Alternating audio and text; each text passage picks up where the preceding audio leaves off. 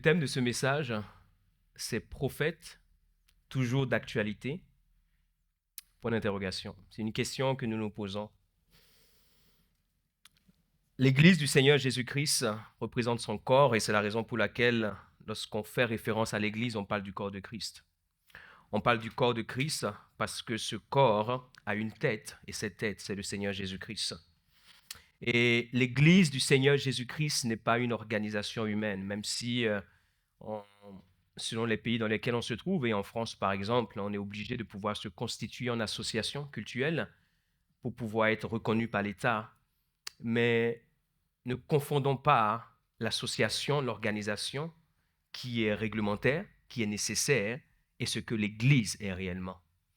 L'Église du Seigneur n'est pas une association, n'est pas une organisation, n'est pas une institution humaine. C'est vraiment une entité spirituelle. Et tant que nous voyons l'Église comme une organisation, il y a certaines dimensions de l'Église que nous n'allons pas vivre. Mais quand nous commençons par voir l'Église et comprendre l'Église comme une entité spirituelle, nous allons commencer par expérimenter tout ce que Dieu a pour nous. Et telle est ma prière pour chacun d'entre nous. Et vous savez, cette entité spirituelle qu'est l'Église, ce qu'elle a de particulier, c'est qu'elle a le témoignage de Jésus-Christ en elle. L'Église est la seule qui a une révélation, la seule organisation, la seule institution, la seule entité qui a une révélation authentique de qui est Jésus-Christ. Tout le monde a son point de vue sur Jésus-Christ. Tout le monde a son idée sur Jésus-Christ, que ce soit des historiens, que ce soit des philosophes ou même des religieux. Mais l'Église est la seule entité qui a une révélation authentique de qui est Jésus-Christ. Et ce qu'il faut savoir, c'est que le témoignage de Jésus-Christ est l'esprit de prophétie. Et si le témoignage de Jésus-Christ est l'esprit de prophétie, alors l'Église, par définition, par essence, est prophétique. Apocalypse 19, verset 10 nous dit ceci, c'est l'apôtre Jean qui parle, et il déclare, « Je tombais à ses pieds pour l'adorer, mais il me dit, garde-toi de le faire, je suis ton compagnon de service et celui de tes frères qui ont le témoignage de Jésus. » L'ange qu'il rencontre lui dit, ne m'adore pas, je ne suis qu'un ange, ce qui veut dire que l'ange qu'il a vu avait une gloire particulière au point qu'il confonde cet ange avec le Seigneur. Et j'ouvre une parenthèse que je vais fermer très rapidement parce que je ne prêche pas sur les anges. Il y a différents types d'anges. Et il y a des anges, quand vous les rencontrez, si vous n'avez pas une certaine révélation de Christ, vous allez croire que c'est Christ. Je ferme la parenthèse. Et il lui dit, adore Dieu, car le témoignage de Jésus est l'esprit de la prophétie. Il dit quoi? Le témoignage de Jésus est l'esprit de la prophétie. Il dit, je suis ton compagnon de service et celui de tes frères qui ont le témoignage de Jésus. Et il dit maintenant, le témoignage de Jésus est l'esprit de prophétie, ou l'esprit de la prophétie. Le témoignage de Jésus, si nous nous le définissons de manière basique, consiste à rendre témoignage du Seigneur en tant que témoin par le Saint-Esprit. Et c'est ce que nous avons dans Acte 1, verset 8. « Mais vous recevrez le Saint-Esprit, une puissance survenant sur vous, et vous serez mes témoins partout, que ce soit ici à Jérusalem, en Judée, en Samarie, jusqu'aux extrémités de la terre. » Donc, lorsqu'on parle du témoignage de Jésus, de manière basique, de manière simple, c'est rendre témoignage de qui est Christ. Et dans Apocalypse 19, 10, il est révélé à l'apôtre Jean que le témoignage de Jésus-Christ, c'est l'esprit de prophétie. Et ce qu'il faut savoir, c'est à cause de ce témoignage de Jésus-Christ que l'apôtre Jean se retrouvait sur cette île de Patmos, où il va avoir la révélation de l'Apocalypse. Nous trouvons cela dans Apocalypse 1, verset 9. « Moi, Jean, votre frère, et qui est part avec vous à la tribulation et au royaume et à la persévérance en Jésus, j'étais dans l'île appelée Patmos à cause de la parole de Dieu et du témoignage de Jésus. » Donc l'apôtre Jean, à cause du témoignage qu'il rendait de Jésus, parce qu'il était un instrument entre les mains de Dieu, parce qu'il était quelqu'un qui annonçait la bonne nouvelle de Christ, il va se retrouver emprisonné à Patmos, sur cette île. Et là, il aura la révélation de ce qui est pour nous le livre de l'Apocalypse. Ce qui l'a amené à Patmos et qui a fait de lui un prisonnier, c'est parce qu'il était un témoin de Christ. Et l'Apocalypse est un livre prophétique. L'Apocalypse est un livre de révélation. En anglais, le livre de l'Apocalypse est appelé le livre de la révélation. Et effectivement, quand vous parcourez ce livre, vous voyez l'esprit de la prophétie du premier chapitre jusqu'au dernier chapitre. Il est très intéressant de voir que la Bible associe le témoignage de Jésus à l'esprit de prophétie. C'est quelque chose auquel nous ne penserions presque pas. Lorsqu'on parle du témoignage de Jésus-Christ, combien d'entre nous pensent à l'esprit de prophétie?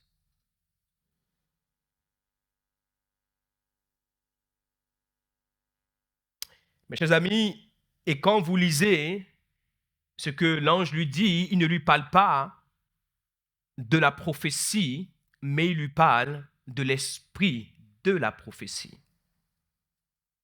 Très intéressant. Mes chers amis, la prophétie nous annonce la pensée de Dieu et l'esprit de prophétie est le canal spirituel par lequel la pensée de Dieu nous est annoncée.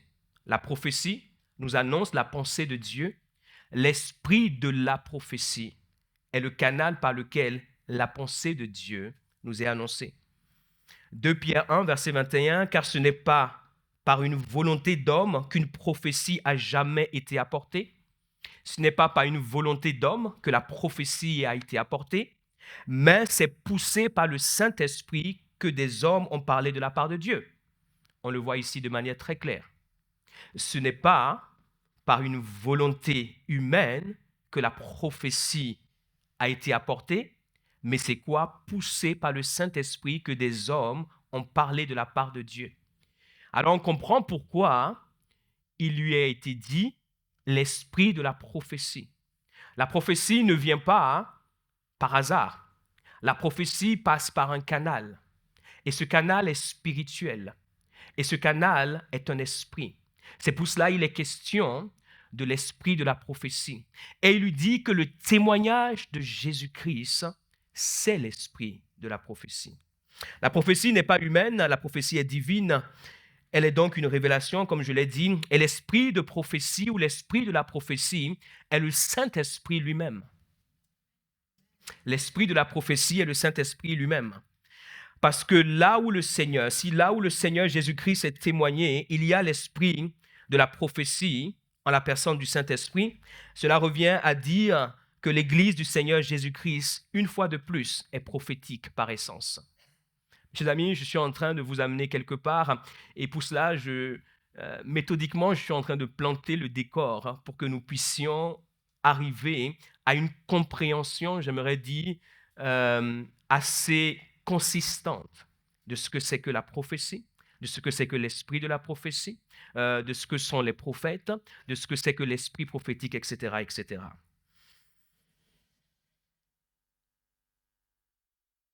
Apocalypse 19, verset 10, que nous avons lu, l'ange lui dit, ne m'adore pas, adore plutôt Dieu. Je suis un de tes compagnons et de ceux qui témoignent de Jésus-Christ. Et le témoignage de Jésus-Christ, c'est l'esprit de la prophétie. Et quand vous arrivez au verset 11, qu'est-ce que la Bible nous dit? Verset 11, puis je vis le ciel ouvert immédiatement.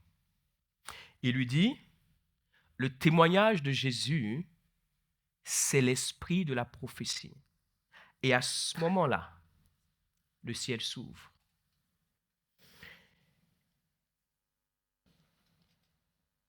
Puis je vis le ciel ouvert, et voici parut un cheval blanc. Celui qui le montait s'appelle fidèle et véritable. Fidèle avec F majuscule, véritable avec V majuscule. Et il juge et combat avec justice. Ses yeux étaient comme une flamme de feu, sur sa tête étaient plusieurs diadèmes. Il avait un nom écrit que personne ne connaît. Un nom, mais personne ne connaît ce nom, si ce n'est lui-même. OK? Et il était revêtu d'un vêtement teint de sang. Son nom est la parole de Dieu. Il avait un nom que personne ne connaissait, mais son nom est la parole de Dieu. Ce qui veut dire que la parole de Dieu, ce n'est pas ce que nous croyons. La parole de Dieu est un mystère. Mes chers amis, la parole de Dieu est un mystère. Et c'est la raison pour laquelle beaucoup d'entre nous, lorsque nous nous approchons de la parole de Dieu avec la pensée humaine, nous ne pouvons pas la comprendre. Et ce qu'il faut savoir, c'est que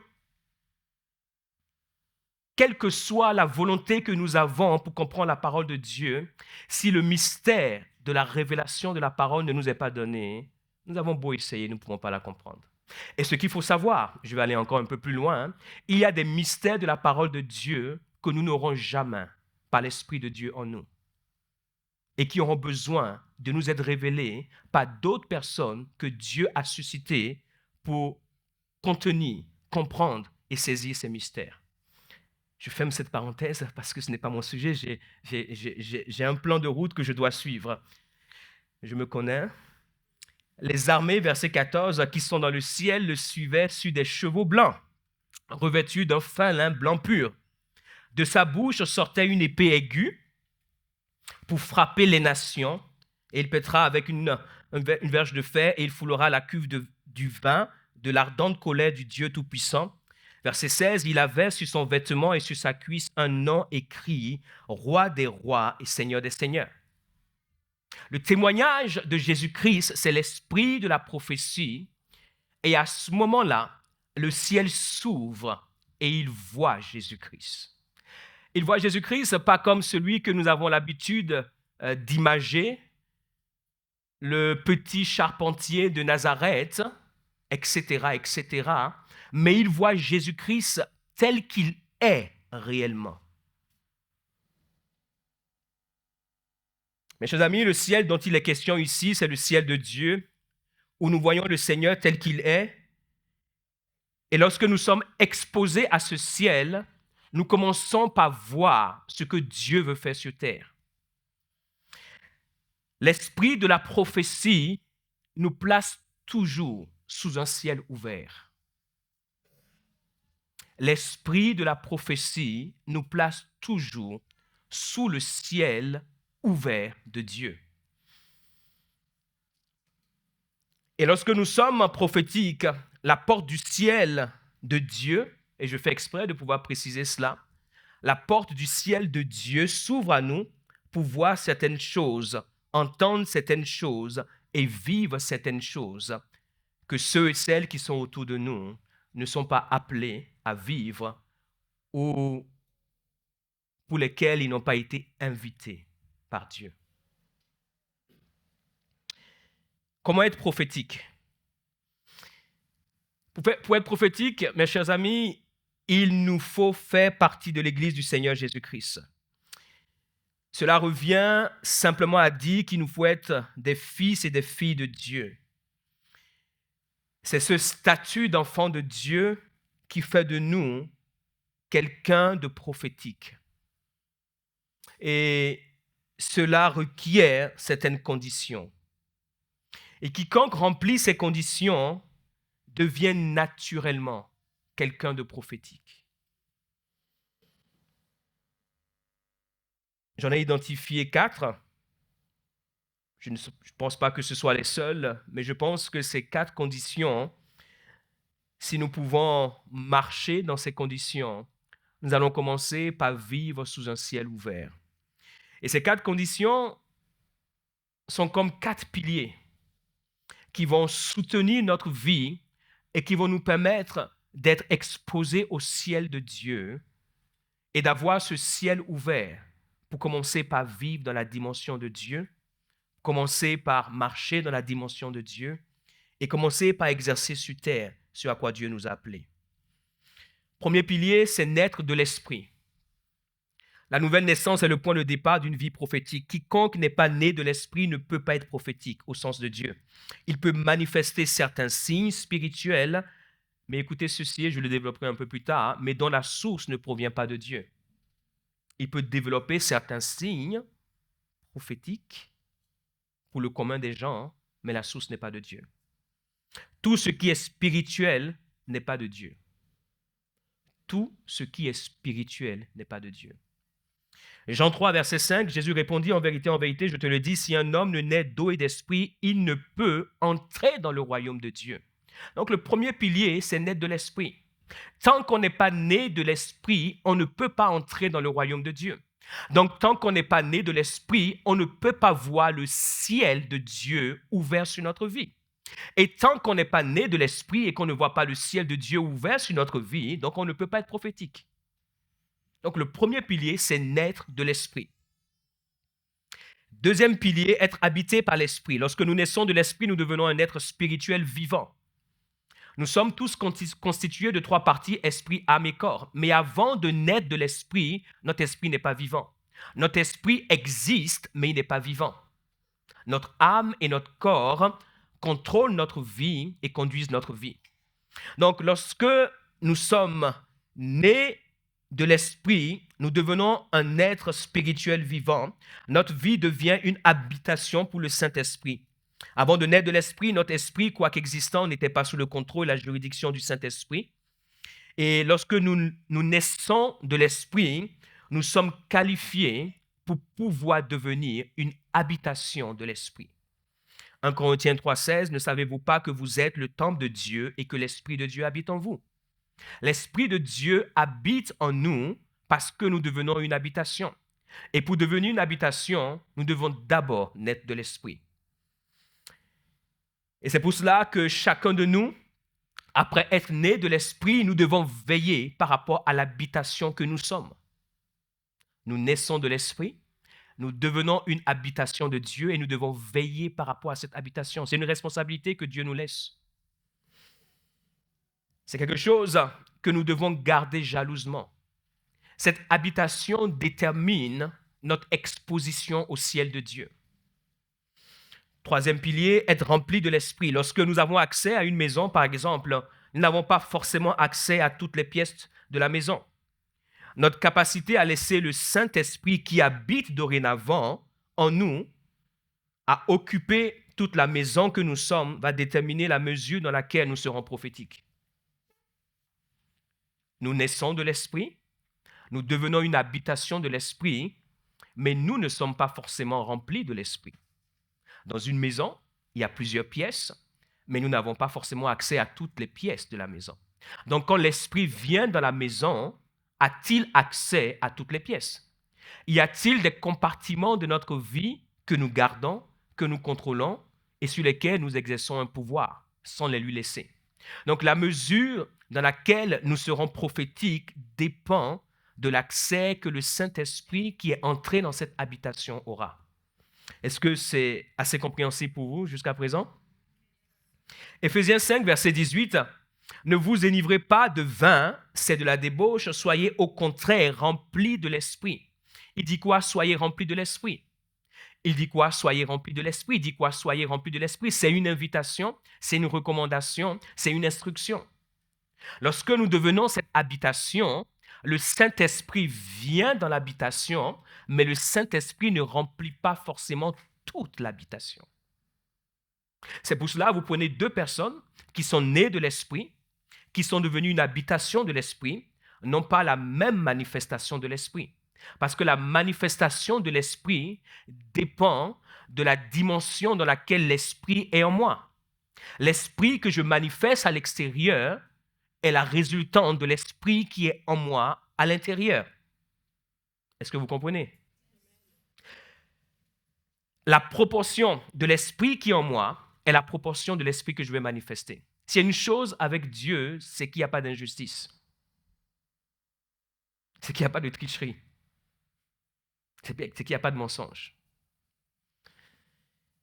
4e pilier, être conduit par l'Esprit. Je suis né, je suis devenu une habitation, je suis rempli, mais est-ce que je suis conduit? C'est lorsque nous sommes remplis de quelque chose que nous pouvons être définis par cette chose. Lorsque nous sommes remplis de la vie, nous sommes conduits à faire des choses qui portent la vie. Lorsque vous êtes conduit, vous êtes rempli du moins par la paix, vous cherchez dans tout ce que vous faites à pouvoir partager la paix. Donc, vous êtes conduit par la paix. Même dans les situations les plus incroyables, où les gens disent c'est fini, on ne peut pas trouver une solution, parce que vous êtes rempli de la paix, vous êtes conduit par la paix et de manière constante, vous allez trouver ou essayer de trouver une solution de paix. C'est ce qui nous remplit qui nous conduit. Être conduit par l'Esprit. De même, lorsque le Saint-Esprit nous a remplis, il peut alors devenir celui qui nous conduit. La conduite de l'Esprit, mes chers amis, c'est la marche normale des personnes prophétiques et donc la marche normale de l'Église authentique de Jésus-Christ. Les personnes prophétiques, leur sens naturel, leur sagesse naturelle, leur intelligence naturelle ne sont plus les pilotes de leur vie, mais la direction de leur vie est désormais confiée au nouveau pilote. Et ce nouveau pilote est le Saint-Esprit. La Bible nous dit dans Romains 8, verset 13, « Si vous vivez selon la chair, vous mourrez, mais si par l'Esprit vous faites mourir les actions du corps, vous vivrez, car tous ceux qui sont conduits par l'Esprit sont fils de Dieu. » Très simple.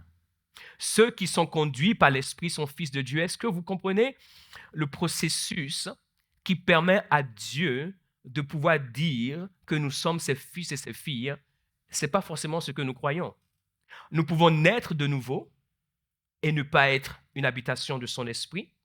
Nous pouvons être une habitation de son esprit et ne pas être remplis de son esprit. Nous pouvons être remplis de son esprit et ne pas être conduits par son esprit. Mais la Bible déclare ceci, lorsque nous sommes conduits par l'Esprit de Dieu, nous devenons des fils et des filles de Dieu. Quand le Saint-Esprit ne conduit pas notre vie, nous ne sommes pas des fils et des filles de Dieu.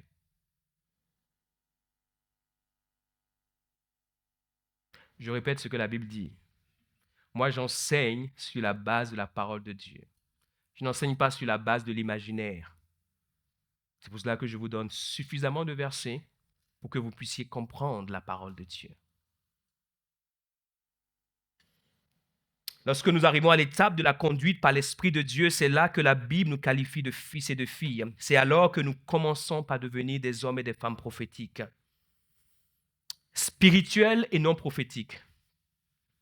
Mes chers amis, une remarque importante et à faire, c'est que tous ceux qui sont spirituels ne sont pas forcément prophétiques. Nous disons que lorsque nous marchons avec le ciel de Dieu ouvert sur notre vie, alors nous devenons prophétiques, parce que ce qui est manifesté dans la présence de Dieu est à présent exposé à notre vie. OK? Maintenant, ce qu'il faut savoir, c'est qu'il y a des personnes qui peuvent marcher sous un ciel ouvert sans être prophétiques. Comment est-ce que cela est possible? Ce qu'il faut comprendre, c'est qu'il existe 3 cieux. Il existe le ciel de Dieu. Ce ciel-là, c'est le ciel de la révélation. Il existe le ciel du diable. Ce ciel-là, c'est le ciel de la divination. Et il existe le ciel des hommes, c'est le ciel de la compréhension. Le ciel des hommes, c'est le ciel de la compréhension. Il y a des hommes et des femmes dans ce monde qui ont une compréhension des mathématiques, de la science, de la biologie, de toutes sortes de choses d'une manière incroyable. Quand vous les écoutez, ils ont une compréhension qui vous dépasse. Mais ce n'est pas de la révélation. Et pour certains d'entre eux, ils commencent par devenir spirituels et ils s'approchent à certaines choses spirituelles, ce qui leur donne une certaine hauteur par rapport à ceux qui sont dans la dimension de la compréhension. Ils arrivent au 2e ciel. Au 2e ciel, c'est le ciel de la divination. Et vous avez dans ce monde des hommes et des femmes qui ont une certaine connaissance spirituelle, mais qui n'est pas de Dieu, ou qui n'est pas du Dieu de la Bible, et qui leur donne un certain avantage. Ils appartiennent à certains cercles où ils font certaines choses, et je pense que vous êtes très au courant de ce qu'ils font, ou tout au moins un tout petit peu. Mais au-delà de ces personnes qui évoluent dans la divination, il y a ceux qui sont capables, comme l'apôtre Jean, qui sont capables d'évoluer dans la dimension de la révélation. Parce que le ciel de Dieu n'est pas celui de la divination. Dans le ciel de la divination, vous pouvez faire beaucoup de choses qui impressionnent les hommes et les femmes qui ne sont pas dans le ciel de la révélation. Et ce qui est dommage pour l'Église, c'est qu'aujourd'hui, Nous avons beaucoup de personnes qui opèrent dans le ciel de la divination, et parce que nous avons peu de personnes qui opèrent dans le ciel de la révélation, elles acceptent la divination comme la révélation. Mais ce temps doit changer. Ce temps doit changer. Seul le premier ciel, qui est le ciel de Dieu, nous expose à l'esprit de prophétie ou l'esprit de la prophétie ou l'esprit prophétique. Le deuxième ciel, c'est le ciel où le diable et ses anges opèrent. Et ce qu'il faut savoir, c'est que le diable et ses anges, étant des esprits, ils sont capables de pouvoir sont capables de pouvoir nous permettre, si vous êtes de ceux et celles qui entrent dans ce ciel, de faire certaines choses. Ces choses qui dépassent la compréhension. C'est pour cela, je vous disais tout à l'heure, que tout ce qui dépasse la compréhension n'est pas forcément le spirituel de Dieu. Vous devez faire extrêmement attention à tout ce qui dépasse la compréhension, de savoir, est-ce que l'esprit de cette chose tire sa source dans la divination, donc dans le deuxième ciel, ou tire sa source de la révélation, donc du premier ciel. Très bien, je vais m'arrêter là pour cette partie. Maintenant, prophétique ou prophète. Avec tout ce que je viens de vous partager, nous comprenons que l'Église du Seigneur Jésus-Christ doit être une Église prophétique. Un enfant de Dieu, un fils et une fille de Dieu, un chrétien, n'est pas exceptionnel lorsqu'il est prophétique. Je dis quoi? Il n'est pas exceptionnel. Il n'est pas spécial. C'est-à-dire, on ne va pas s'émerveiller de voir un fils, une fille de Dieu être prophétique. C'est juste la marche normale des choses. La vie prophétique doit être la vie normale de tout chrétien authentique. Parce que c'est la vie des fils et des filles de Dieu. Ils sont conduits par l'Esprit. Et conduits par l'Esprit, le ciel doit être ouvert sur leur vie. Puis je vis le ciel ouvert. Et tout de suite, ils voient Jésus. Pas le Jésus qu'on a l'habitude de voir. Ils voient le fidèle. Ils voient le véritable. Et il va être exposé à une dimension prophétique. Pourquoi? Parce qu'étant fils et filles de Dieu, étant chrétiens de manière authentique, nous sommes nés de l'Esprit. Nous sommes devenus une habitation de l'Esprit. Nous sommes remplis de l'Esprit et nous sommes conduits par l'Esprit. Et l'Esprit va toujours nous conduire au témoignage de Jésus-Christ. Et le Jésus-Christ dont il est question, ce n'est pas un Jésus-Christ naturel. C'est un Jésus-Christ qui est ressuscité le troisième jour, qui aujourd'hui est assis à la droite du Père. Donc si l'Esprit doit nous révéler Jésus-Christ, l'Esprit doit nous amener là où Jésus-Christ est. Il n'est pas sur terre. Donc un fils, une fille de Dieu authentique, un chrétien, est prophétique.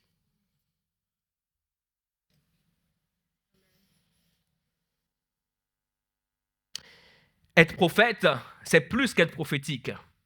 L'appel du prophète, c'est un ministère que Dieu confie à des hommes, des femmes qu'il a choisis, qu'il a préparés, qu'il a oints et qu'il a établis. On ne devient pas prophète parce qu'on est prophétique. Nous devons savoir que tout prophète est prophétique, mais toute personne prophétique n'est pas prophète.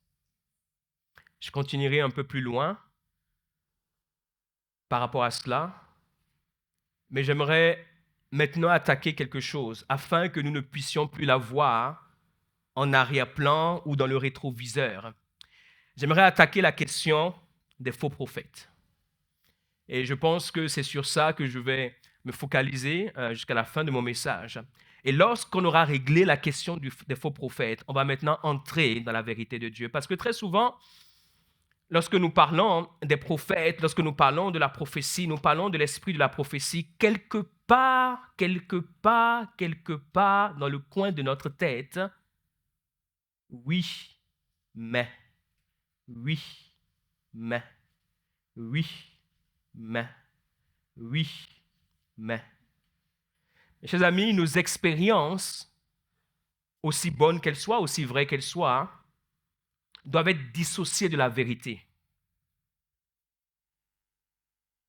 Et nous devons apprendre même des mauvaises expériences, les bonnes choses, pour pouvoir aider d'autres à ne pas vivre nos mauvaises expériences. Avant de parler des prophètes de Dieu, élucidons donc la question des faux prophètes, pour ne pas qu'ils nous embêtent dans toutes les bonnes choses dont on veut parler. Est-ce que je peux entendre un grand et un puissant Amen? Oui. Nous allons confronter l'histoire et la question des faux prophètes. Non, on ne fuit pas les choses, il faut les aborder. Amen. Ce qu'il faut savoir, c'est qu'il en a toujours existé, il en existe aujourd'hui et il en existera toujours. Vous ne pouvez pas les enlever. Ils font partie du décor. Jusqu'à ce que le Seigneur ne revienne, mes chers amis, et ce qu'il faut savoir, c'est qu'ils vont toujours continuer à être. Et ce qu'il faut savoir, c'est que dans toute corporation, il y a toujours des faux.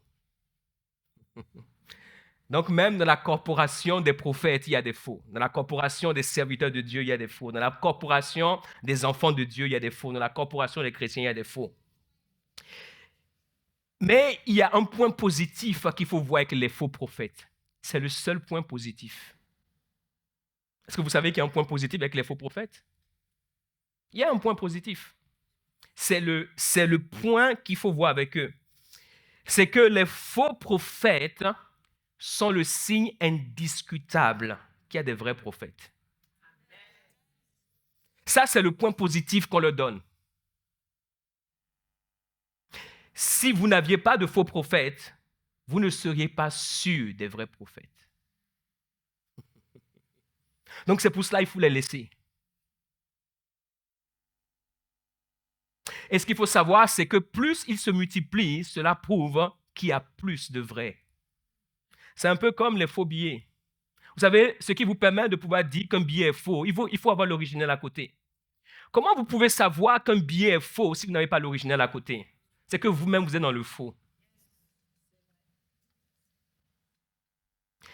C'est des choses basiques comme cela que l'Église a oubliées. Et l'Église est dans la confusion générale. Chers amis, vous ne pouvez pas enlever les faux prophètes. Pour enlever les faux prophètes, il faut enlever le diable de la tête. Dieu lui-même ne l'a pas enlevé. Qu'est-ce que nous voulons faire pour les enlever? Dieu lui-même l'a laissé sur terre. Et il est en train de se reproduire. Et nous, que Dieu nous aide à comprendre comment il fonctionne. Les faux prophètes et les vrais prophètes se côtoient, comme les faux billets et les vrais billets se côtoient. Est-ce que depuis qu'il y a des faux billets en circulation, maintenant vous refusez chaque fois qu'on vous donne de l'argent? Je vous en prie, à partir d'aujourd'hui, toutes les fois où vous allez refuser qu'on vous donne de l'argent parce qu'il y a des faux billets, je vous donnerai mon compte bancaire à la fin. Et virez simplement cet argent sur mon compte bancaire. J'en ferai bon usage pour le royaume des cieux. Donc vous voyez que nous ne sommes pas logiques. Malgré les faux billets qui circulent, nous acceptons des vrais billets. Et chaque fois même qu'on nous donne un billet, nous ne réfléchissons pas. Est-ce un faux billet? Tu es sûr, ma soeur, que c'est un vrai billet? Tu es sûr, mon frère, que c'est un vrai billet que tu m'as donné? Est-ce que tu as bien regardé? Tu l'as passé au détecteur? Non, nous prenons, nous ne réfléchissons pas. Nous allons, nous mangeons, nous achetons, nous faisons toutes sortes de choses. On se pose la question, mais il y a plein de faux billets.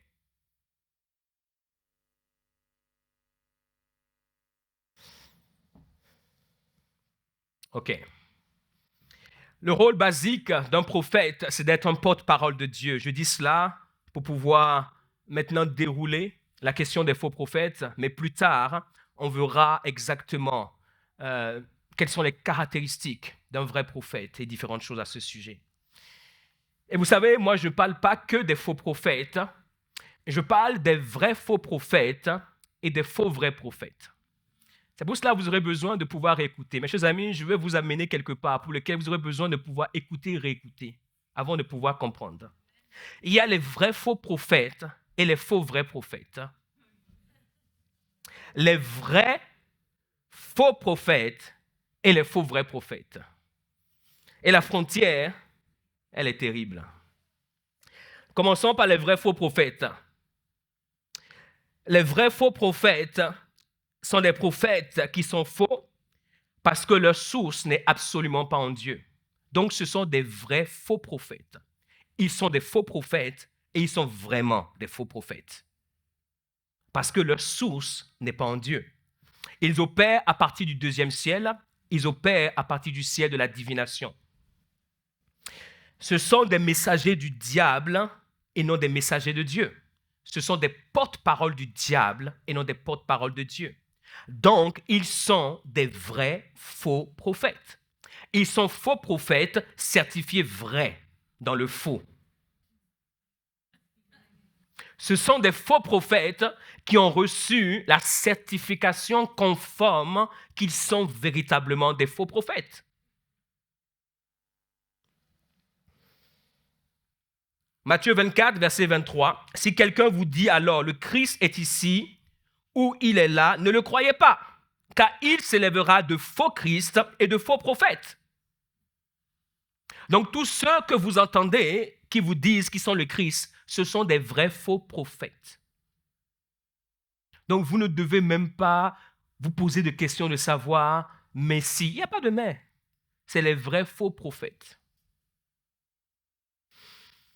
Ils feront de grands prodiges, regardez, et des miracles, au point de séduire, s'il était possible, même les élus. Voici, je vous l'ai annoncé d'avance. Le Seigneur nous a annoncé ça d'avance. Il n'y a pas de surprise. Il n'y a rien de nouveau sur terre, sinon pour les ignorants.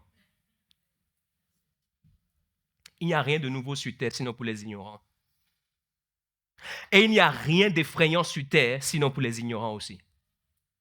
Il dit, je vous l'ai annoncé d'avance. Il y aura des faux Christ, des faux prophètes. Et surtout, ils feront des signes, des prodiges, des choses qui vont séduire l'Église.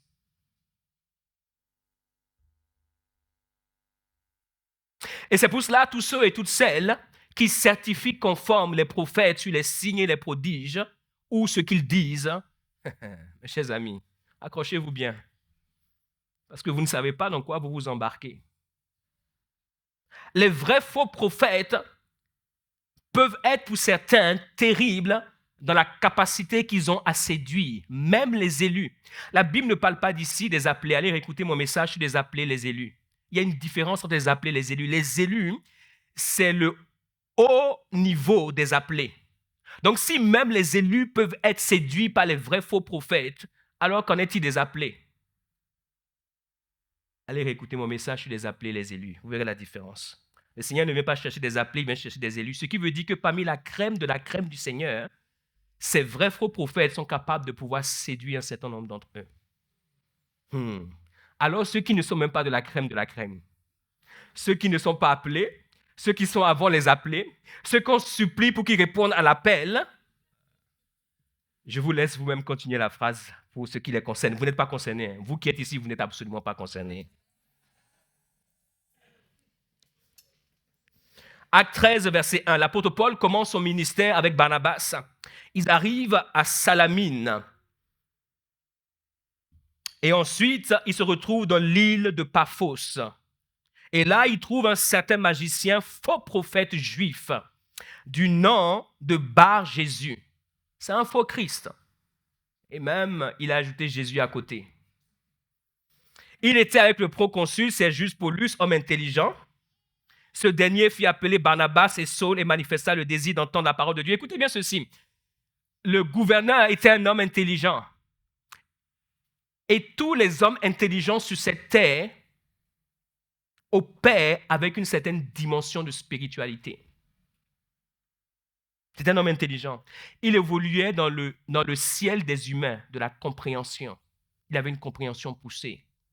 Mais il voulait quelque chose qui le distinguait de la compréhension poussée qu'il avait. Donc, il va s'associer avec ce magicien. Parce que ce magicien faisait des choses extraordinaires qui dépassaient la compréhension. Et ce magicien avait une certaine révélation. Pas de la révélation de Dieu, mais une révélation, je le dis pour notre compréhension, une révélation qui venait de la divination. J'espère que vous n'êtes pas perdus dans mes mots. Ce dernier fit appeler Barnabas et Saul et manifesta le désir d'entendre la parole de Dieu. Mais Élymas, le magicien, car c'est ce que signifie son nom, leur faisait opposition, cherchant à détourner de la foi le proconsul. Alors Saul appelait aussi Paul. Comment? Rempli du Saint-Esprit. Mes chers amis, pas simplement né de l'Esprit, pas simplement une habitation de l'Esprit, il est rempli du Saint-Esprit. Et si vous lisez Actes 13, un peu plus haut, quelques versets plus haut, la Bible nous dit quoi? Qu'ils étaient en train de jeûner et prier, et l'Esprit de Dieu s'est manifesté, et l'Esprit de Dieu a dit quoi? Mettez-moi à part Saul et Barnabas pour lequel je les ai appelés. Donc cela veut dire quoi? Qu'il a été poussé par l'Esprit à aller sur l'île de Macédoine. Et poussé par l'Esprit sur l'île de Macédoine, il est confronté à ce magicien, mais comme il est rempli de l'Esprit, maintenant, il peut exercer une autorité contre ce magicien. Maintenant, voici la main du Seigneur. Il lui dit, homme plein de toute espèce de ruse et de fraude, fils du diable. Donc, c'est un vrai faux prophète, parce qu'il est fils du diable. C'est un vrai faux. Il y a des vrais faux. Des fois, quand vous avez des billets entre vos mains, il faut avoir l'habitude de toucher le cash. C'est pour cela que malgré les cartes, exercez-vous à toucher le cash. Sinon, vous allez vous faire avoir. Quand vous avez l'habitude de toucher le cash, oh, vous savez, ah non, ça, c'est pas... Ah, non. Il y a quelque chose qui ne va pas là. Non. Ah, ça allait... Et vous dites, ah, ils ont essayé, ils ont presque réussi. Oh, ils ont presque réussi. Non, c'est pas ça. Fils du diable, ennemi de toute justice, ne cesseras-tu point de pervertir les voies droites du Seigneur? Maintenant, voici la main du Seigneur est sur toi, tu seras aveugle et pour un temps, tu ne verras pas le soleil. Aussitôt l'obscurité et les ténèbres tombèrent sur lui et il cherchait en tâtonnant des personnes pour le guider. Alors le proconsul, voyant ce qui était arrivé, crut, étant frappé de la doctrine du Seigneur. Pour faire court, cet homme empêchait le proconsul de pouvoir croire. À cause de tout ce que j'ai à développer, je suis obligé de pouvoir continuer. La Bible nous dit dans Actes 16, il se retrouve à Philippe, en Macédoine. Et cette fois-ci, l'apôtre Paul est avec le prophète Silas. Et la Bible déclare au verset 16 de Acte 16, « Comme nous allions au lieu de prière, une servante qui avait un esprit de Python et qui, en devinant, procurait un grand profit à ses maîtres, vint au-devant de nous et se mit à nous suivre. Paul et nous. Elle criait, « Ces hommes sont les serviteurs du Dieu très haut. » Les gens qui étaient autour ne savaient pas qui étaient Paul et Silas. Mais elle opérait à partir du deuxième ciel parce qu'elle avait un esprit de divination qui était capable de pouvoir lui révéler que Paul et Silas n'étaient pas des humains normaux. Et elle va commencer par crier, « Ces hommes sont des serviteurs du Dieu très haut. » Et la Bible nous dit que Paul, fatigué, se retourna et dit à l'esprit, « Je t'ordonne au nom de Jésus-Christ de sortir d'elle. » Et il sortit à l'heure même. Et quand l'esprit va sortir, elle va perdre sa capacité. Ce qui veut dire, de manière juste basique, que sa capacité était liée à l'esprit qui lui permettait de pouvoir savoir ce qu'il était impossible de pouvoir savoir dans la compréhension humaine. Tu vois Paul et Silas dans la compréhension humaine, dans le premier ciel, tu ne peux pas dire que c'est un serviteur de Dieu. Il faut qu'il y ait un esprit en toi qui puisse attester que c'est un serviteur de Dieu. C'est comme, par exemple, quand vous êtes un enfant de Dieu et vous vous retrouvez à un endroit et certaines personnes, de manière, comment dirais-je, peut-être exagérée, disent « Oh, il y a quelque chose qui me disait que cet homme-là, que cette femme-là a quelque chose de particulier. » Ce n'est pas quelque chose, c'est quelqu'un. Le Saint-Esprit. Pourquoi? Parce que l'Esprit qui est en nous atteste que nous sommes enfants de Dieu, mais nous atteste aussi que celui ou celle qui est là est un enfant de Dieu.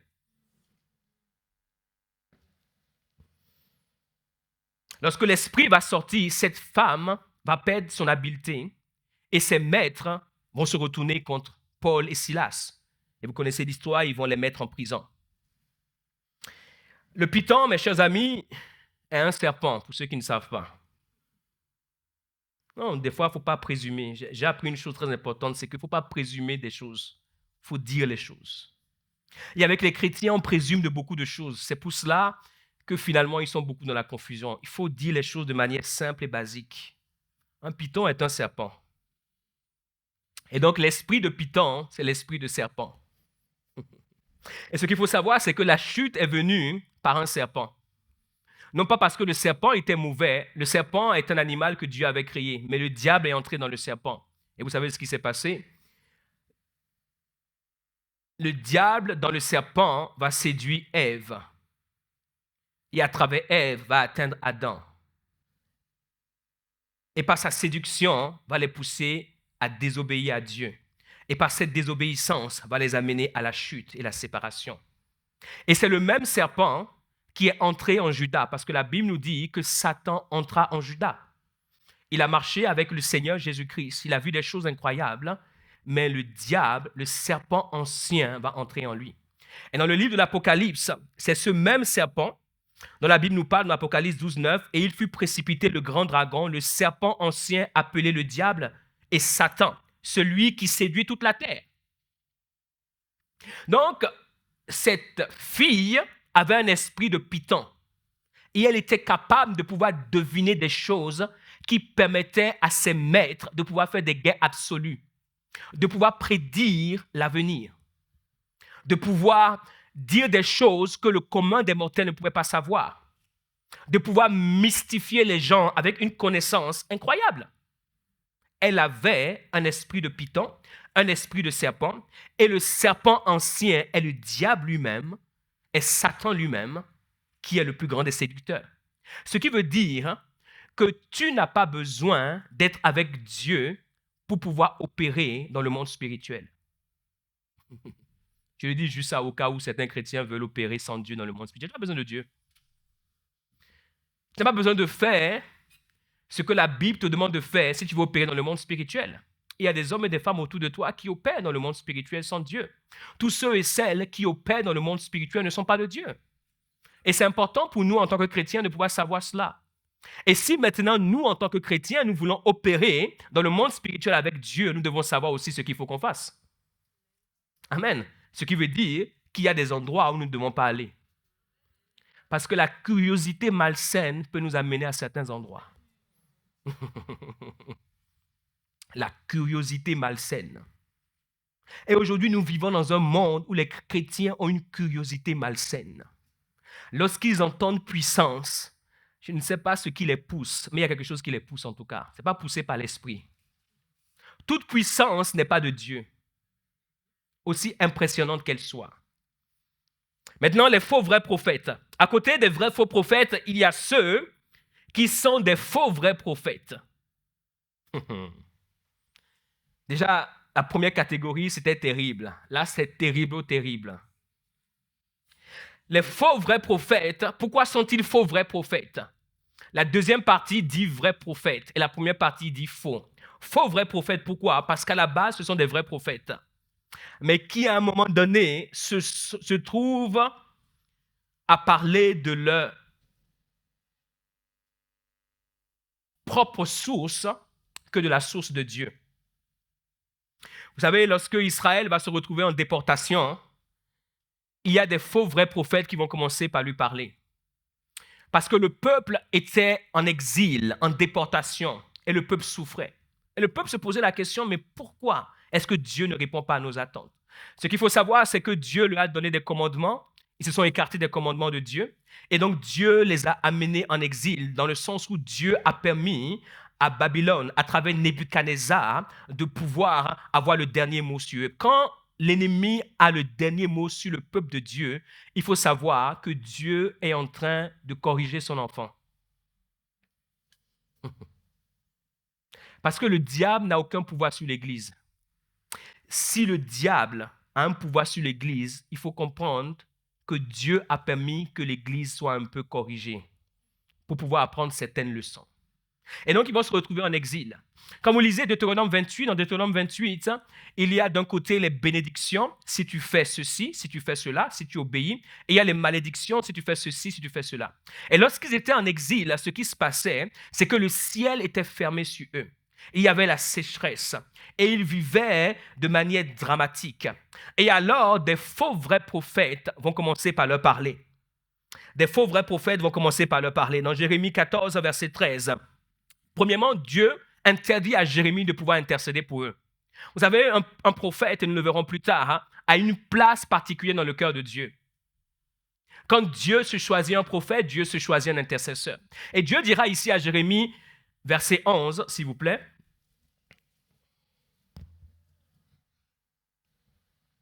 Et l'Éternel me dit, n'intercède pas en faveur de ce peuple.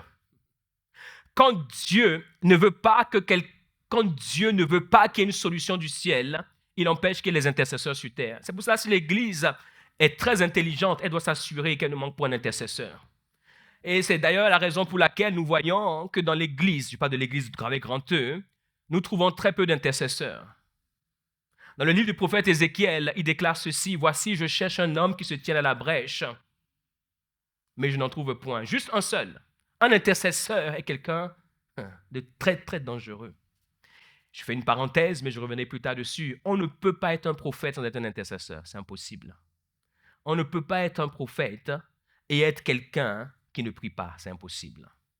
Si vous voyez un prophète qui ne prie pas, fuyez. S'il y a un mot plus grand que ça, je vous le donnerai. Si vous le trouvez, dites-le moi. N'intercède pas en faveur de ce peuple. S'ils jeûnent, je n'écouterai pas leurs supplications. S'ils offrent des holocaustes et des offrandes, je ne les agréerai pas. Car je veux les détruire par l'épée, par la famine et par la peste. Donc, n'intercède pas. Parce que si tu intercèdes, tu me mets dans une situation un peu inconfortable. Quand Dieu fait taire ses prophètes, c'est dangereux pour l'Église. Et quand l'Église est aveuglée pour faire taire les prophètes de Dieu, elle s'enterre elle-même.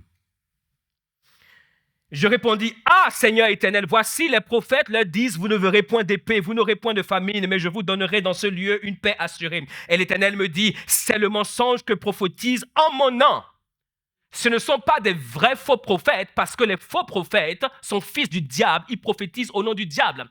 Mais les faux vrais prophètes prophétisent au nom de Dieu.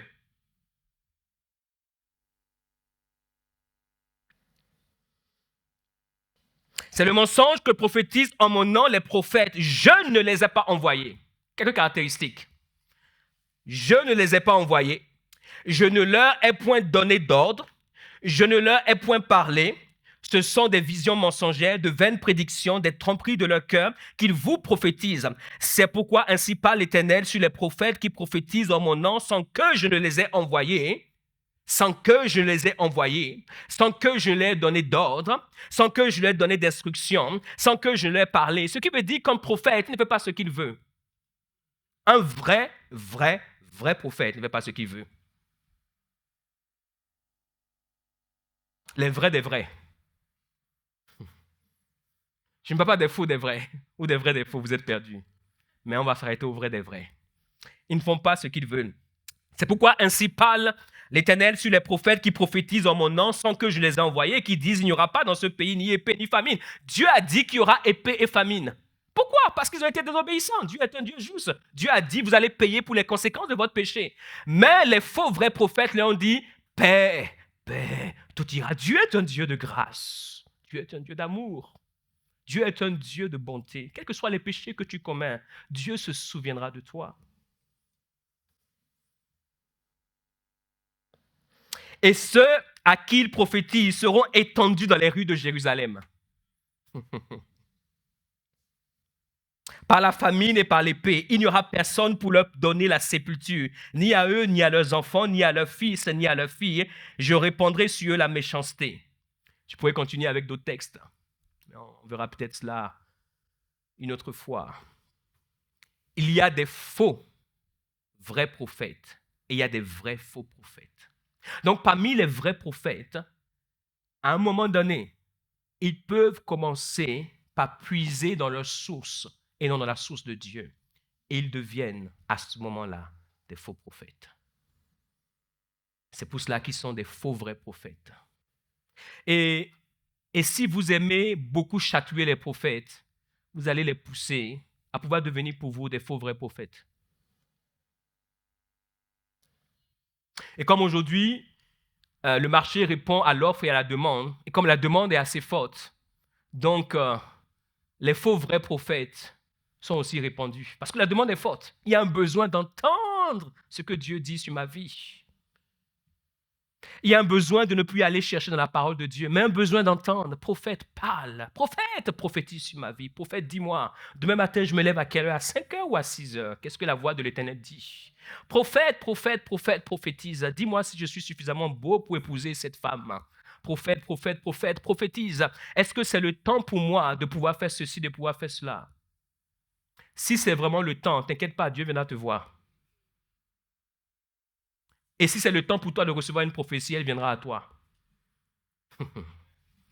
Ok, caractéristiques des faux prophètes. Je ne vais pas développer cela.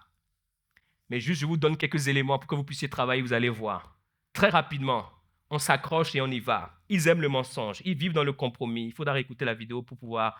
Ils opèrent par la manipulation, ils sont experts dans la séduction, ils trouvent des excuses au péché, ils parlent plus d'eux que du Seigneur. La source de leur esprit n'est pas en Dieu. Ils sont des loups avec un habit de brebis, ils ont un message qui s'éloigne de la vérité. Ils causent la division partout où ils se trouvent. Ils ne sont pas enracinés dans la parole de Dieu. Ce sont des messagers, des serviteurs du diable. Ce sont des prophètes de Dieu qui ont peur du peuple. Ils prophétisent le mensonge et la vérité en même temps. Ce sont des prophètes de Dieu qui aiment plaire au peuple. Ce sont des prophètes de Dieu qui mentent en prophétisant. Ils sont attachés aux choses du monde, donc aux choses du ciel. La source de leur esprit peut naître en Dieu et s'éloigner de Dieu. Ils s'opposent aux serviteurs de Dieu qui marchent dans la vérité. Ce sont des prophètes de Dieu qui n'ont pas été envoyés par Dieu. Ils pensent d'abord à leur ventre plutôt qu'à nourrir les brebis du Seigneur. Ils n'aiment pas être exposés, mais aiment faire les choses en secret. Ce sont des prophètes de Dieu qui n'ont point reçu d'ordre de Dieu. Ils sont des ennemis de la justice, ils pervertissent les voies de Dieu. Ils ont souvent une manifestation de l'esprit sans porter le fruit de l'esprit. Ce sont des prophètes de Dieu qui laissent leur source en Dieu se corrompre. Ce sont des prophètes de Dieu à qui Dieu n'a pas parlé au moment où ils ont parlé. Leur objectif principal est de détourner autant de personnes que possible de la foi en Christ. Ce sont des prophètes de Dieu qui expriment la pensée de leur cœur et non la pensée du cœur de Dieu. Ce sont des prophètes de Dieu qui veulent toujours prophétiser et finissent par prophétiser sans Dieu. Oh, je pourrais continuer encore. Il y a beaucoup de signes pour reconnaître les vrais faux prophètes et les faux vrais prophètes. Et aujourd'hui, nous vivons dans un bain qui a été préparé, dans lequel plusieurs se jettent sans trop comprendre ce qui se passe. Mais ma prière pour vous, au sortir de cette série, oh, vos yeux vont être affûtés. Mes chers amis, l'une des caractéristiques, l'une des choses qui caractérisent les faux prophètes dans leur globalité, c'est le mensonge. Je vais juste prendre ce point-là. Le mensonge, c'est quelque chose... Et ce qu'il faut savoir, c'est que lorsque notre cœur est endurci et que notre cœur veut entendre ce qui nous plaît, alors notre cœur va nous attirer naturellement vers les faux prophètes. Quand tu vois que ton cœur commence par être endurci, tu es en danger. Parce que naturellement, tu seras attiré et conduit vers les faux prophètes. Et naturellement, les faux prophètes vont apparaître dans ta vie. Il y aura un alignement des planètes pour qu'il apparaisse dans ta vie au moment où tu veux entendre ce que tu as envie d'entendre. Il y aura un alignement des étoiles, un alignement du soleil et de la lune, ce qui n'est pas possible, hein, mais ça se fera. Et ça va devenir une conviction établie en toi, que toi-même, tu ne peux pas douter de la fausseté qui semble être la vérité. Akab a épousé une prophétesse du diable. Et il a rendu le peuple bizarre. Et Dieu, maintenant, voulait le détruire. Mais Dieu a besoin d'un prétexte. Vous savez, même Dieu, il a besoin de prétexte. C'est pour cela, lorsque nous connaissons Dieu, nous savons comment marcher avec Dieu. Et ma prière pour vous, c'est que vous puissiez connaître Dieu. Alors Akab dit à Josaphat, s'il te plaît, viens m'aider à combattre Ramoth en Galade. Nous trouvons cela dans 2 Chroniques 18. Ce n'est pas la peine de le prendre pour votre compréhension plus tard. Hein? 2 Chroniques 18. Donc Akab dit à Josaphat, roi de Juda, veux-tu venir avec moi à Ramoth en Galate? Et Josaphat va lui répondre, il dit, moi comme ton peuple comme moi, nous irons ensemble, nous allons combattre. Mais Josaphat va lui dire quelque chose, il va lui dire, s'il te plaît, avant d'aller combattre, mon frère, c'est vrai que nous avons une bonne armée, nous sommes le peuple de Dieu. J'aimerais que tu puisses consulter maintenant la parole de l'Éternel. Alors le roi d'Israël assembla les prophètes au nombre de 400. 400 prophètes, waouh! Waouh! La crème de la crème d'Israël était là. 400 prophètes. Et ils vont poser la question. Akab leur dit, irons-nous attaquer Ramoth en Galate ou dois-je y renoncer? Et il répondit, monte et Dieu la livrera entre les mains du roi. Monte, mon roi monte. Oh, réfléchis même pas. La stratégie oublie, monte simplement. Les anges de l'Éternel sont déjà devant toi. Mais Josaphat dit, 400 prophètes et tous ils disent la même chose. Ils répètent la même phrase. Bon, on sait qu'ils ont prophétisé des bonnes choses avant. Mais là, 400. Waouh. Il dit, n'y a-t-il plus ici aucun prophète de l'Éternel? Il n'a pas juste dit un prophète, il dit un prophète de l'Éternel, par qui nous puissions le consulter. Le roi d'Israël répondit à Josaphat, il y a encore un homme par qui l'on pourrait consulter l'Éternel, mais je ne l'aime pas. C'est un prophète, c'est le dernier des Mohicans, mais celui-là, je ne l'aime pas. Mais je le hais car il ne me prophétise rien de bon. Il ne me prophétise rien de bon. Donc je le hais.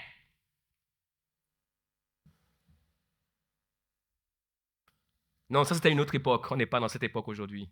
Aujourd'hui, nous sommes dans l'époque où les gens aiment, où tu leur prophétises même des choses difficiles. Il n'y a pas de problème. Les gens disent Amen, Alléluia, gloire à Dieu. Oh, je te vois passer dans un désert qui va durer 5 ans. Oh, prophétise, prophète. Oh, j'aime cela. Oh, ce désert, comment est-ce qu'il sera? Oh, ce désert sera grand. Oh, Alléluia, gloire à Dieu.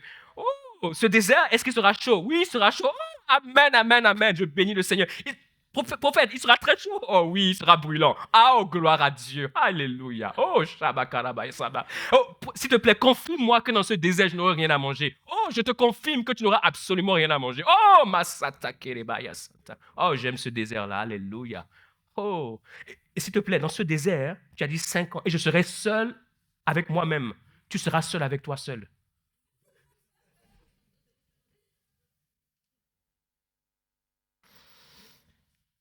Il ne prophétise jamais que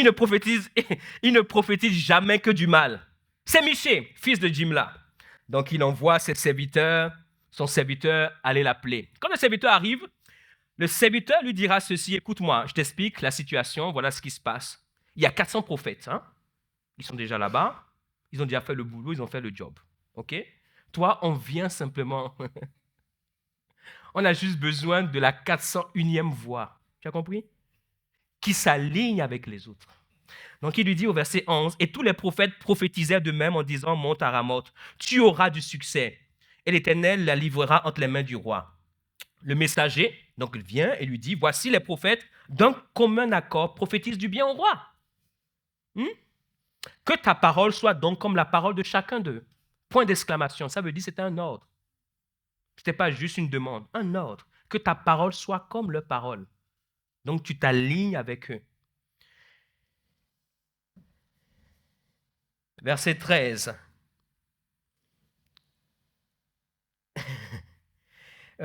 Que ta parole soit donc comme la parole de chacun d'eux. Annonce du bien. Pas de mal, du bien. Du bien. Dis à ton voisin, ta voisine, du bien. Murmure, murmure. Il ne faut pas le dire très fort. Du bien.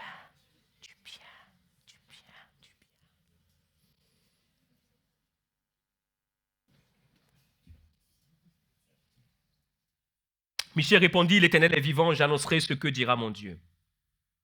L'Éternel est vivant, j'annoncerai ce que dira mon Dieu.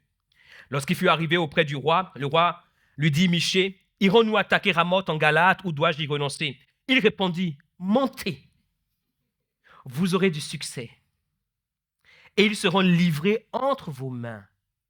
Est-ce que vous pouvez nous l'afficher, s'il vous plaît? Verset 14. 2 Chroniques 18, montez, vous aurez du succès, verset 14, et ils seront livrés entre vos mains.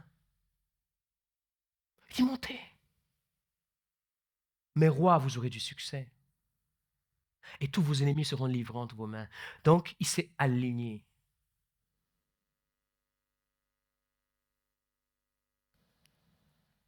Et le roi lui dit, verset 15, combien de fois me faudra-t-il te faire jurer de ne me dire que la vérité au nom de l'Éternel? Mais je pensais que tu voulais le mensonge. Tu as déjà réuni 400 personnes pour te dire ce que tu as envie d'entendre. Donc, je suis venu ajouter ma parole de mensonge à la leur. Et il dit, combien de fois dois-je te faire jurer de ne dire que la vérité? Oh, faut pas exciter un vrai prophète de l'Éternel comme cela. Verset 16, écoutez ceci. Oh, qu'a-t-il vu? Qu'est-ce que Michée a vu? Michée répondit, je vois tout Israël dispersé sur les montagnes, comme des brebis qui n'ont point de berger. Ainsi parle l'Éternel. Comme des brebis qui n'ont point de berger, l'Éternel dit, ces gens n'ont point de maître, que chacun retourne en paix dans sa maison. Ça veut dire quoi? Vous n'avez point de maître, je ne suis pas avec vous. Si vous allez à la guerre, vous allez mourir comme des petits chiens. Voici ce que le prophète a dit. Mais lui voulait aller à la guerre. Donc, il voulait qu'on puisse lui dire, va à la guerre. Et 400 lui ont dit, va à la guerre, tu vas gagner. Verset 17. Le roi d'Israël dit à Josaphat, ne te l'ai-je pas dit? Il ne prophétise sur moi rien de bon, il ne prophétise que du mal. Quelle est notre perception de la prophétie? Notre perception de la prophétie, c'est ce que Dieu dit ou ce que nous voulons entendre? Verset 18. Et Michée dit, écoutez donc la parole de l'Éternel, j'ai vu l'Éternel assis sur son trône. C'est là où c'est terrible. Mes amis, n'oubliez jamais ce chapitre-là. Et dans votre vie, n'oubliez jamais cette histoire-là. J'ai vu l'Éternel où assis sur son trône et toute l'armée des cieux se tenant à sa droite et à sa gauche. Toute l'armée des cieux, tout le ciel de Dieu était là, réuni. Et l'Éternel dit, qui séduira Akab, roi d'Israël, pour qu'il monte à Ramoth en Galate et qu'il périsse? Donc le plan de Dieu, c'est que Akab puisse monter à Ramoth en Galate afin de pouvoir périr. Quand Dieu veut en finir avec toi, il doit trouver un prétexte. Et très souvent, les faux prophètes sont le prétexte que Dieu utilise pour t'amener loin de ta destinée. Il répondit l'un d'une manière, l'autre d'une autre. Verset 20. Et un esprit vint se présenter devant l'Éternel et dit, moi je le séduirai. Devant l'Éternel, moi je le séduirai. L'Éternel lui dit, comment? Il dit, je sortirai, répondit-il, et je serai un esprit de mensonge dans la bouche de tous ces prophètes. J'entrerai dans la bouche de tous ces prophètes et je serai un esprit de mensonge. Ce sont des prophètes qui disaient la vérité, mais qui ce jour-là vont dire la vérité, mais cette vérité est un mensonge. L'Éternel dit, tu le séduiras et tu en viendras à bout. Sors et fais ainsi. Verset 22, et maintenant voici l'Éternel a mis un esprit de mensonge de la bouche de tes prophètes qui sont là. Et l'Éternel a prononcé du mal contre toi. Donc Michée lui révèle ce qui se passe. Les 400 que tu as vus, ce qu'ils t'ont dit là, ce n'est pas la vérité, c'est le mensonge. Et Dieu lui-même a orchestré ta fin pour qu'il puisse te dire le mensonge afin que tu puisses mourir. C'est pour cela, Dieu n'aime pas quand les prophètes commencent par intercéder. Parce que les prophètes peuvent gâter sa sauce. Je parle des vrais. Mais malgré cela, écoutez ceci.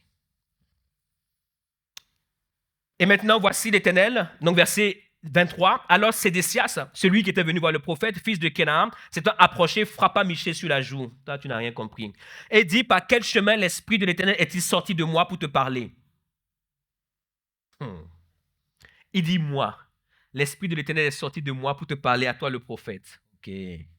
Michée répondit, tu verras au jour où tu iras de chambre en chambre pour te cacher.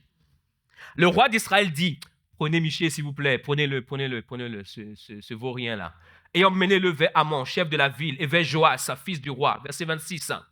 Vous direz ainsi pas le roi, mettez cet homme en prison et nourrissez-le du pain et de l'eau d'affliction, jusqu'à ce que je revienne en paix. Verset 27. Et Michée dit, si tu reviens en paix, si tu reviens en paix, l'Éternel n'a point parlé par moi. Il dit encore, vous tous peuples, entendez. Si tu reviens en paix, l'Éternel n'a point parlé par moi.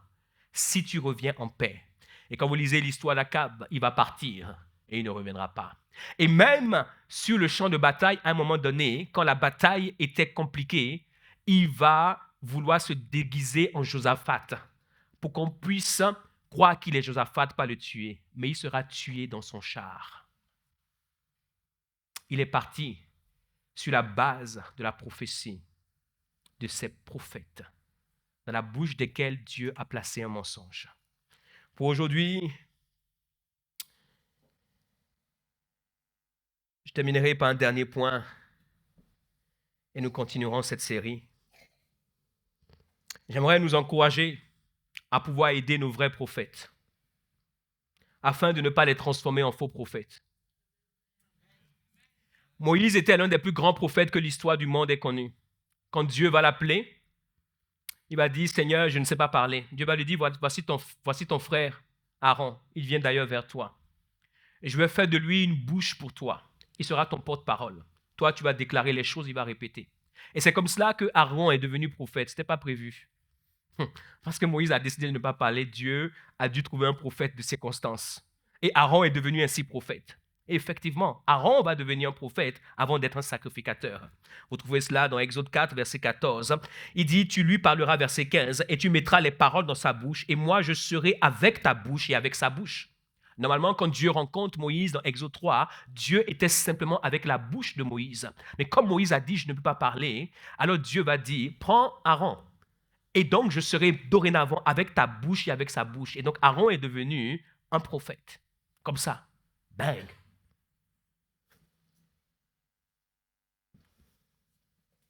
Est-ce que vous savez que vous pouvez devenir un prophète comme ça? Bang. Il faut juste être le frère de Moïse. Et il dit ceci, et je vous enseignerai ce que vous aurez à faire. Il parlera pour toi au peuple. Écoutez ceci. Il te servira de bouche et tu tiendras pour lui la place de Dieu.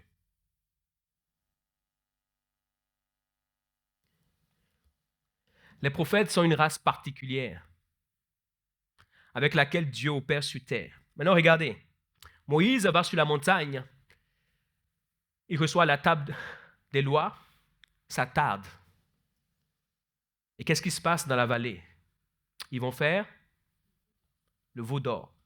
Moïse descend et Moïse pose la question. Mais Aaron, mon frère, qu'est-ce qui s'est passé?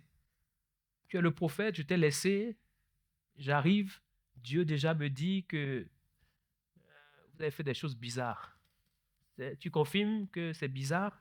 D'ailleurs, ce que je vois là, c'est la bizarrerie qui est là. Il dit oui, grand frère.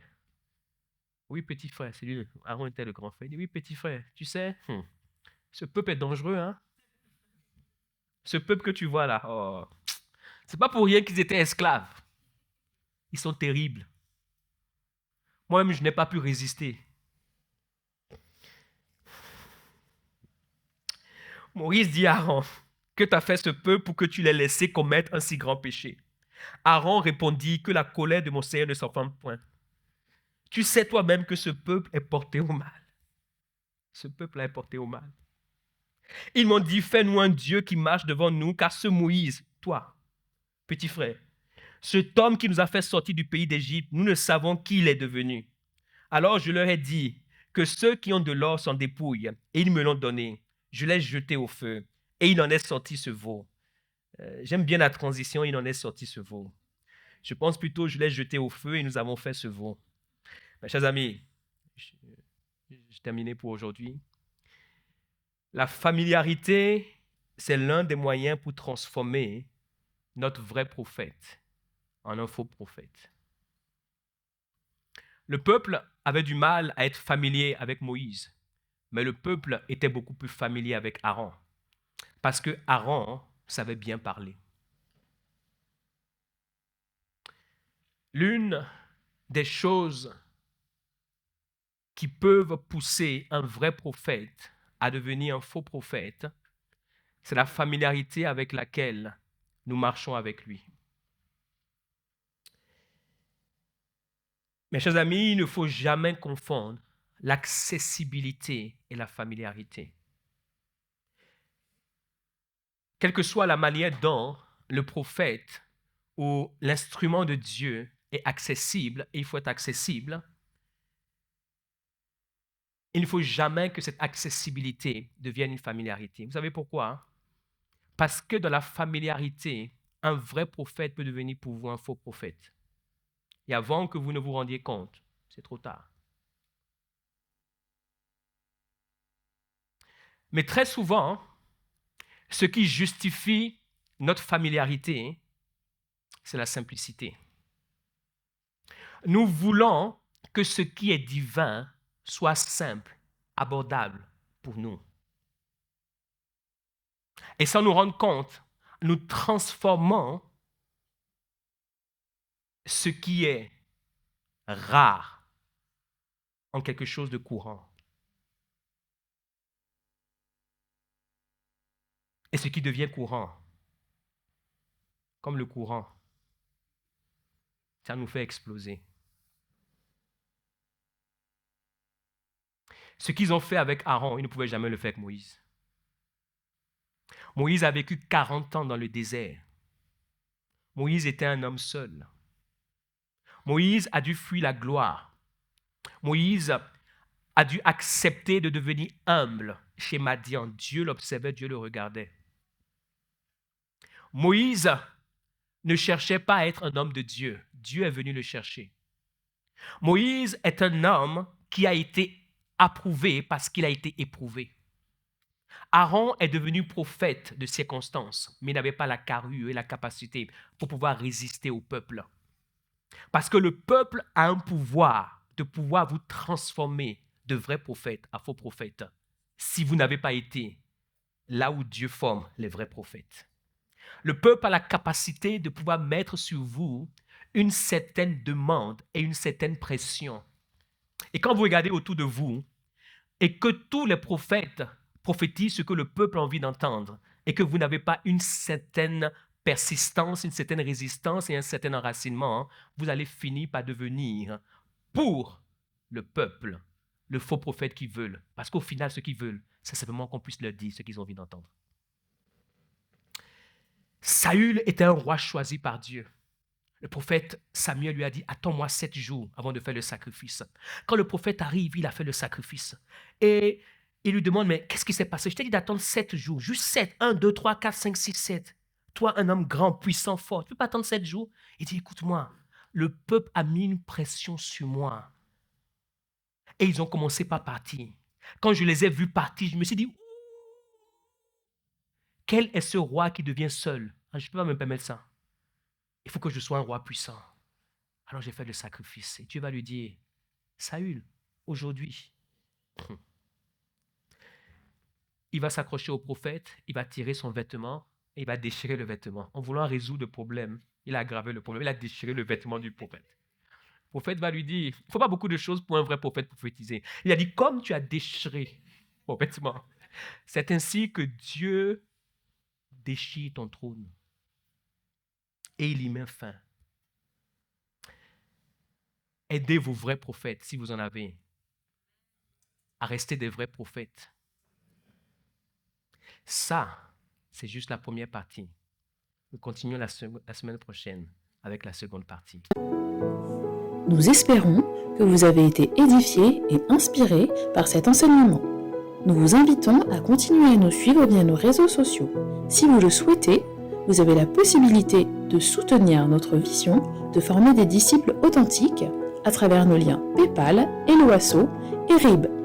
Nous nous réjouissons aussi à l'idée de vous accueillir lors de nos célébrations hebdomadaires dont les horaires sont indiqués sur nos pages Instagram et Facebook.